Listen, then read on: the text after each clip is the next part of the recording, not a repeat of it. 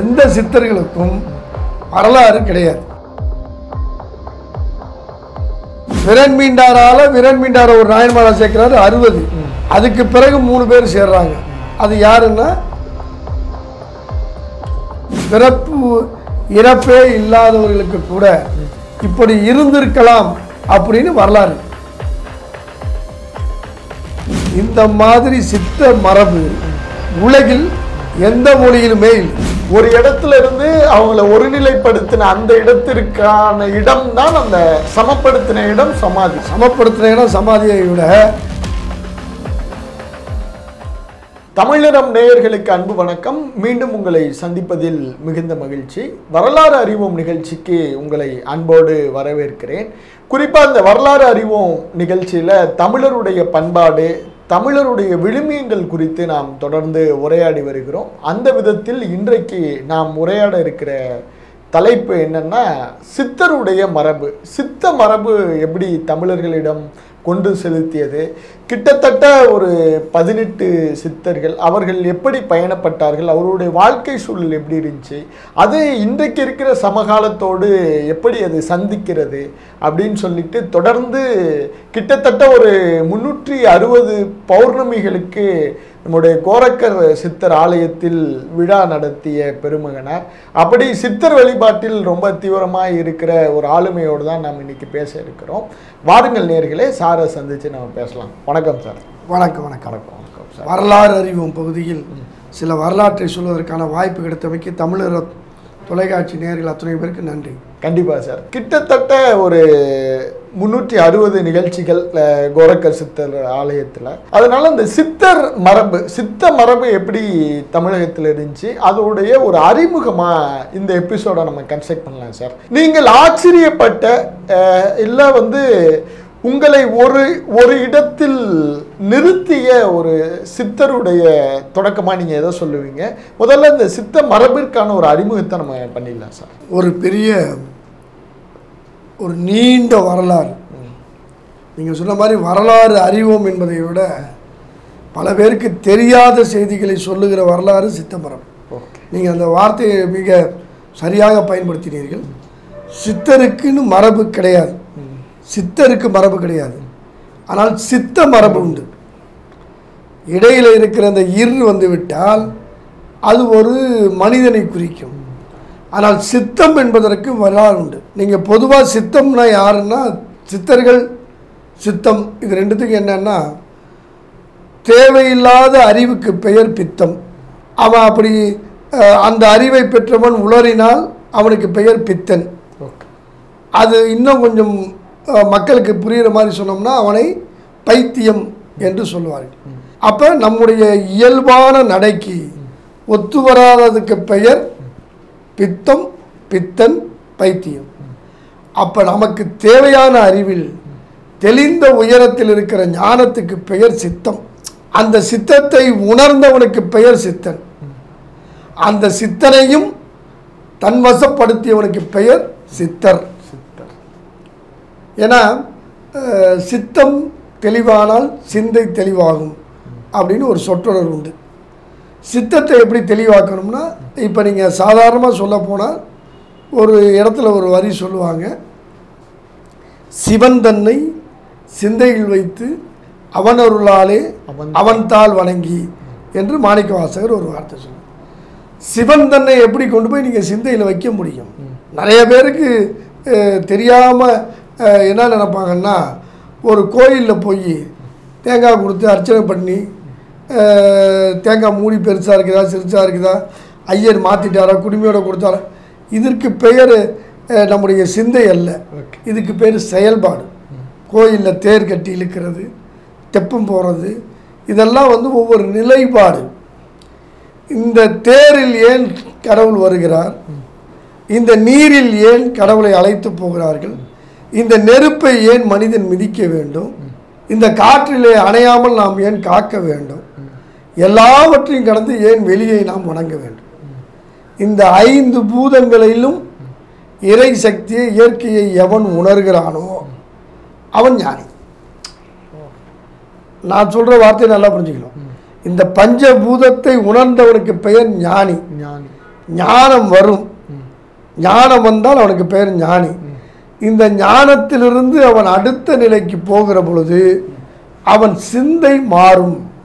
இதுவெல்லாம் சதம் அல்ல, இதை தாண்டி ஒரு பரம் இருக்கிறது அப்படின்னு சிந்தை மாறுனுச்சுன்னா அவன் சித்தம் தெளிவாகும். அப்படி சித்தம் தெளிவாயிட்டுனா அவன் சித்தனாக மாறும். நீங்கள் இன்னைக்கு பேருக்கு எல்லாரும் சித்தர்னு போகிறதெல்லாம் ஒத்துக்கவே முடியாது.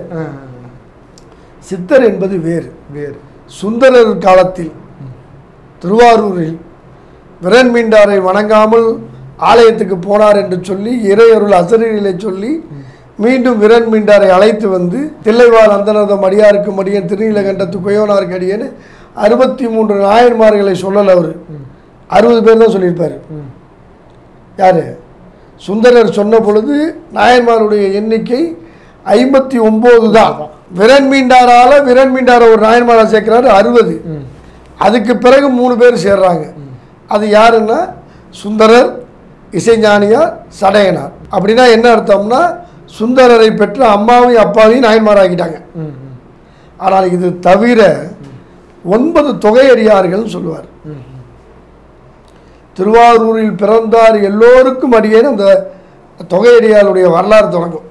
தொகையடியார்கள்லாம் எப்படின்னா, தொகைனா நீங்கள் நினைக்கிற மாதிரி பணம் அல்ல, கூட்டு எண்ணிக்கைன்னு பேர். அந்த 9 தொகை அடியார் யாருன்னா திருவாரூரில் பிறந்தவர் 10 பிறந்தோருக்கெல்லாம் அடியேன்னு சொல்லுகிற வருகிற பொழுது சித்தம் தெளிவான சித்தருக்கெல்லாம் அடியேன்னு ஒரு வார்த்தை எங்கே வருது? திருத்தொண்டர் தொகையில் வருது. அப்போ அந்த சித்தம் தெளிந்த சித்தர்களுக்கெல்லாம் அடியேன்னு சொன்னால் சுந்தரனுடைய காலம் 7ஆம் நூற்றாண்டு.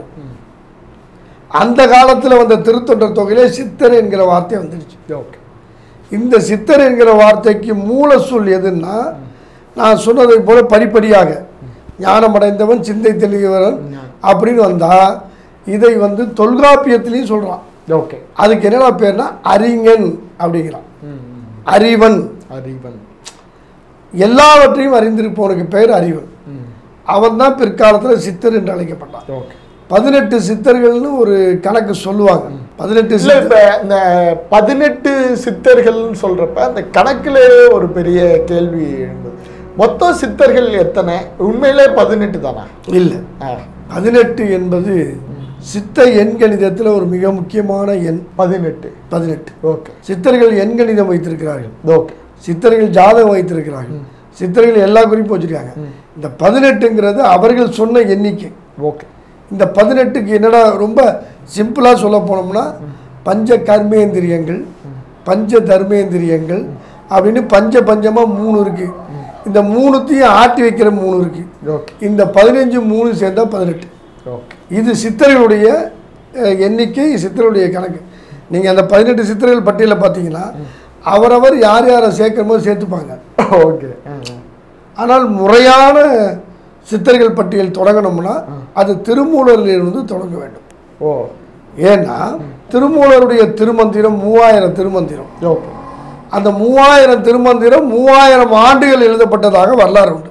ஓகே, சொல்லப்பட்ட திருமூலருக்கு ஒரு வரலாற்றை கொண்டு வந்து சொல்லுகிற நூற்றாண்டு 10ஆம் நூற்றாண்டு.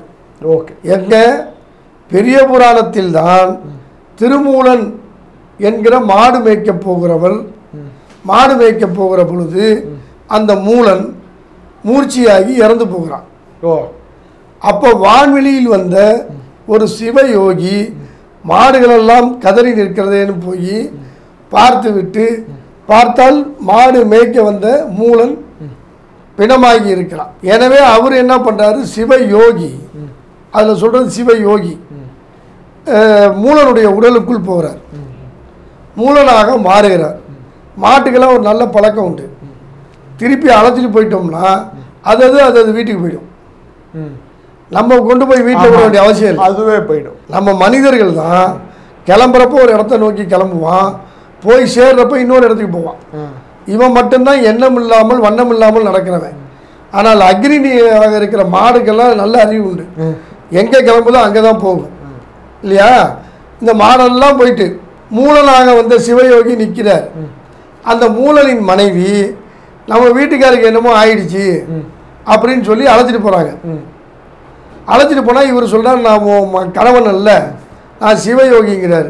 என் கணவன் எங்கன்னா இந்த மரத்தடியில் படுத்து கிடக்கிறான்னு உடலை பார்க்க வர்றார். உடலை வந்து சுடுகாட்டில் வச்சு எரிச்சிடுறாங்க.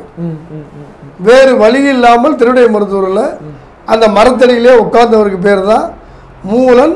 திருமூலனாக மாறினா அவர் தான் திருமூலர்.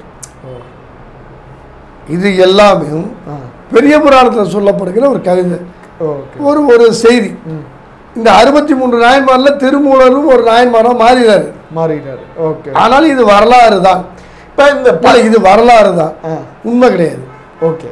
ஏன்னா எந்த சித்தர்களுக்கும் வரலாறு கிடையாது. எந்த சித்தர்களுக்கும் ஓகே ஓகே அவர்கள் வரலாற்றை அவர்கள் தான் சொல்ல முடியும், அடுத்தவர்கள் எழுத முடியாது.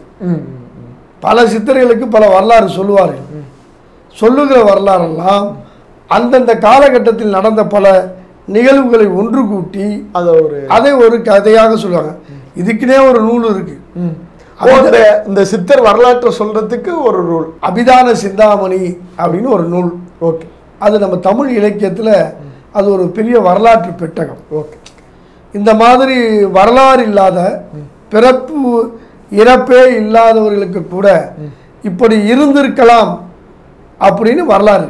ஓ ஆமாம், வரலாறு இல்லாதவங்களுக்கு இப்படி ஒரு வரலாறு இருக்கலாம். மேபி அப்படிதான் அதை வச்சுக்கணும். மேபின்னு ஒரு ஆமாம், அந்த நூலுக்கு பேர் அபிதான சிந்தாமணின்னு பேர். அதை எல்லோரும் படிக்கவும் முடியாது. ஓகே. ஏன்னா அபிதான சிந்தாமணி புத்தக திருவிழாவில் கிடைக்காது. ஓகே ஓகே ஓகே கன்னிமாரா போன்ற பழம்பெரும் நூலகத்தில் மட்டும்தான் இருக்கு. ஓகே. இந்த வரலாற்றில் சொல்லப்பட்ட எண்ணிக்கையில் அவர்களாக ஒவ்வொரு பட்டியல் போட்டுக்கிறாங்க. நீங்கள் சில பட்டியலை பார்த்தீங்கன்னா பதஞ்சலியாரெல்லாம் சேர்க்குறான், சில பட்டியலில் ராமதேவர் சேர்க்குறான், சில பட்டியலில் பார்த்தீங்கன்னா இப்போ சமீபத்தில் இறந்து போனவங்களெல்லாம் சேர்க்குறான். நான் ஒரு சமீபத்தில் 18 சித்தர்கள் பட்டியலும் பார்த்தேன். கன்னியாகுமரியில் அரை நிர்வாணமாக திரிந்து எல்லோருக்கும் ஏதோ ஒரு விதத்தில் ஒரு சர்வீஸ் செய்து கொண்டு இந்த மாயாமாவை கொண்டு போய் 18 சித்தர் பட்டியலில் போட்டிருக்கார். கோபாலகிருஷ்ணன்கிறவர் அந்த நூல் எழுதியிருக்கார். 2007 அதை வெளியிட்டிருக்கிறார். அவர் மாயாமாவை மட்டும் இல்லை, இப்போ அண்மையில் மறைந்து போன 2-3 பேரை பாருங்க. நான் சொல்லுகிற ஒரு செய்தியை புரிஞ்சுக்கணும், பிறப்பும் இறப்பும் இல்லாதவர்கள் சித்தர்கள். ஒரு யோனியின் மூலம் பிறந்து இந்த உலகில் மண்ணில் புதைக்கப்பட்டோ விண்ணில் எரிக்கப்பட்டோ இல்லாத 60க்கு பெயர் சித்தர்கள். இப்போ திருமூலருக்கு நான் சொன்ன மாதிரி அப்படி ஒரு செய்தி சொல்லப்படுது. ஆனால் அவருடைய பிறப்பு, அவருடைய தன்மை எதிலிருந்து வெளிப்படும்னா அவர்கள் எழுதிய பாடல்கள். நீங்கள் அதை விட ஒரு பெரிய மகிழ்ச்சிகரமான அனுபவபூர்வமான ஆச்சரியமான உண்மை சொல்லவா, இந்த மாதிரி சித்த மரபு உலகில் எந்த மொழியிலுமே இல்லை. ஹீப்ரு மொழியில் இருக்கிறதான இல்லை, அதுதான் பழம்பெரும் மொழி.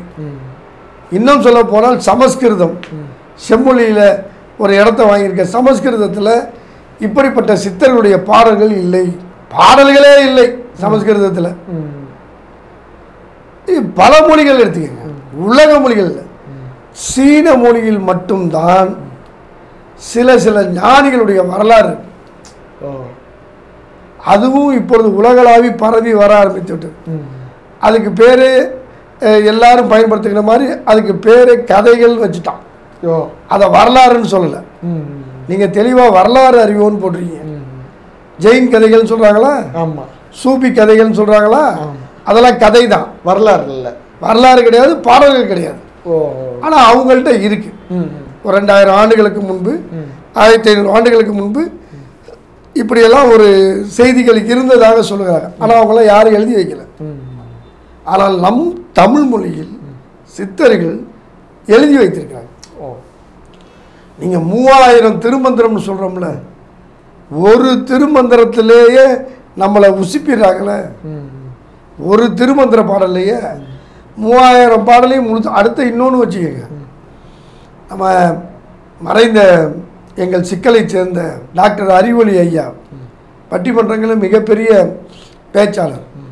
அவர் வர்த்தமானர் பதிப்பகத்துக்காக சித்தர் பாடல்களுடைய முழு விளக்க உரை எழுதியிருக்கார். எல்லா பாடல்களும் இந்த ஒரு குறிப்பிட்ட 18 சித்தர்களை அடையாளப்படுத்தி, இல்லை அவர் அடையாளப்படுத்தின 18, அவர் அடையாளப்படுத்திய 18 சித்தர்களில் கிட்டத்தட்ட 13 புத்தகம் அது. Okay okay. ஒரு மிகப்பெரிய புதையல்.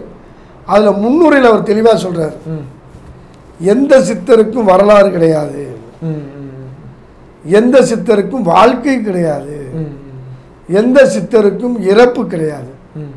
ஆனால் அவர்கள் இரவாமல் இருப்பதற்கு காரணம் அவர்கள் எழுதியிருக்கிற இந்த பாடல்கள். இப்போ ஒன்றும் இல்லை, நந்தவனத்தில் ஒரு ஆண்டி அவன் 6 மாதமாய் கொய்யவனை வேண்டி கொண்டு வந்தானடி ஒரு தோண்டி அதை கூத்தாடி கூத்தாடி போட்டு உடைத்தானடிங்கிற பாட்டை வச்சுட்டு அந்த பாட்டை எழுதுனது யாருன்னு சொல்லுவீங்க? நந்தவனத்தில் ஒரு ஆண்டி பாட்டு யார் எழுதுனாங்கன்னா அந்த பாட்டை மையப்படுத்தி அவன் பேரை சொல்லிடுறான். பாட்டினுடைய கடைசி முடிக்கிறப்பெல்லாம் குதம்பாய் குதம்பாய் குதம்பாய்ன்னு முடித்தா அவருக்கு பேர் குதம்பை சித்தன். எல்லா விதமான போகங்களை பற்றி அந்த போகத்துக்கான சூத்திரம் எழுதி போகம் என்கிறதிலிருந்து தான் யோகம் வரும் அப்படின்னு அடையாளப்படுத்துகிற சித்தருக்கு பெயர் போகர். இப்படி அந்தந்த பாடலில் இருக்கிற நுட்பத்தை வைத்து அவர்களுக்கு பெயர். கொங்கணர் அப்படின்னு ஒரு சித்தர் இருக்கார். அவர் திருப்பதி கோபுரத்துக்கு பின்னாடி ஜீவசமாதி அடைந்ததா ஒரு வரலாறு சொல்றாங்க. ஆனால் கொக்கனை நினைத்தாயோ கொங்கணவா அப்படின்னு ஒரு பாட்டு, அந்த பாட்டில் கொங்கணவா அப்படிங்கிற சொல்லு வந்ததால கொங்கணர் மாறிடுச்சு இல்லையா?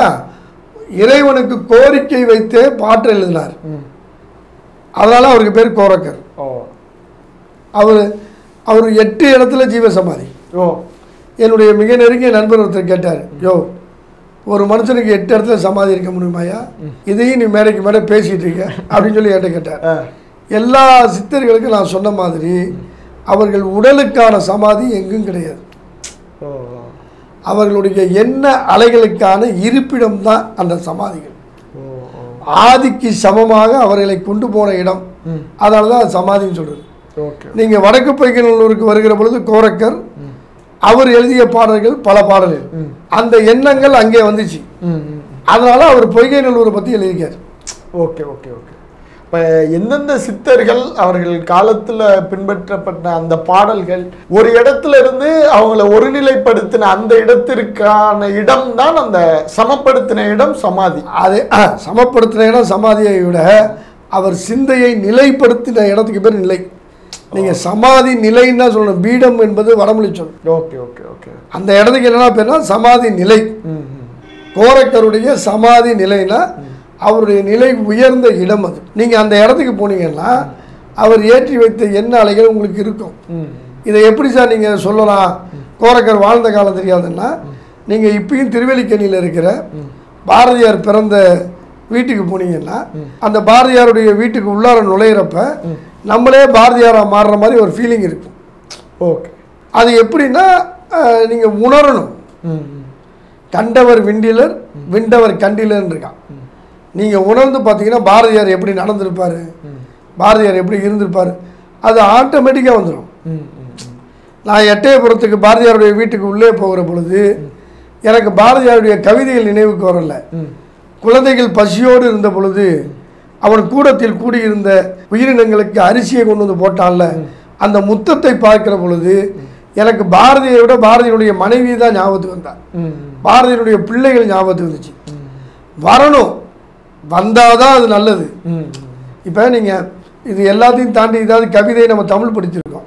நீங்கள் டெல்லியில் போனீங்கன்னா அன்னை இந்திரா காந்தி சுடப்பட்ட இடமும் அந்த வீட்டுக்கு உள்ளார ராஜீவ்காந்தி இறந்த பொழுது அவர் உடுத்தி இருந்த உடை அப்படியே ஒரு ஹேங்கரில் இருக்குது, அந்தந்த ஓட்டை ஈட்டையோட அப்படியே தொங்குது.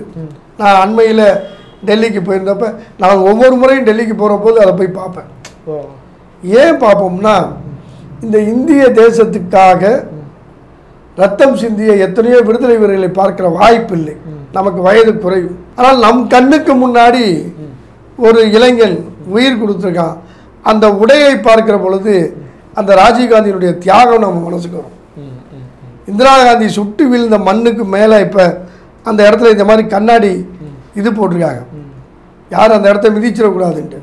அந்த இடத்துக்கு போய் நிற்கிறப்போ ஒரு இரும்பு பெண்மணியை இந்த இந்திய மண் எப்படி தாங்கி நின்றுச்சு அப்படின்னு அந்த இடத்த நம்ம தொட்டு கும்பிட்றோம். நீங்கள் பொதுவாக கோயிலுக்கெல்லாம் போயிட்டு வந்து தொட்டு கும்பிட்றோம்ல, ஏன் கீழே விழுந்து தொட்டு கும்பிட்றோம்?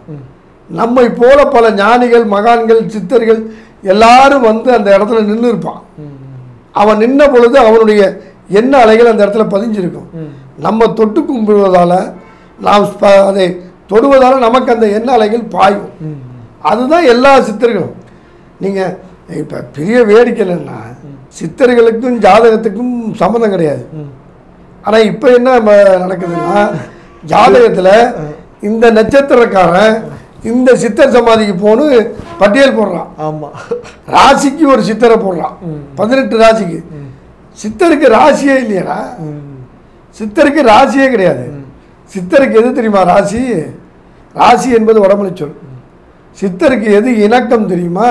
நீ போய் நின்று அவருடைய எண்ண அலைகளிலிருந்து உன்னுடைய எண்ண அலைகளை கடத்தினாலே அந்த காரியம் நடக்கும். கடத்துறது தானே.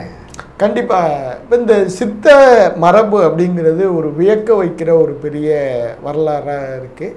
தொடர்ந்து நம்ம வந்து ஒவ்வொரு சித்தர் பாடல்கள், அது குறித்த பொருள்கள், அதில் ஒளிந்திருக்கிற அறிவியல் ரகசியம், நுணுக்கம் எல்லாமே நம்ம தொடர்ந்து பேசுவோம். உங்களுடைய இந்த நேரத்திற்கும் இந்த வாய்ப்பிற்கும் நெஞ்சார்ந்த நன்றிகள். நன்றி. சித்த மரபு என்பது நீங்கள் சொன்னதைப் போல அவர்கள் எண்ணத்தின் படிமானம் அவர்கள் எழுதியிருக்கிற பாடல்கள். எனவே ஒரு பாடலை நாம் விளக்கினால் அந்த சித்தர் இந்த சமூகத்துக்கு என்ன சொல்லியிருக்கிறார் என்பது தெரியும். உங்களது தொடர் முயற்சிக்கு என்னால் என்ற நல்ல ஒத்துழைப்பை சித்தம் தெளிவாகி சித்தர்கள் அருளட்டும். நன்றி.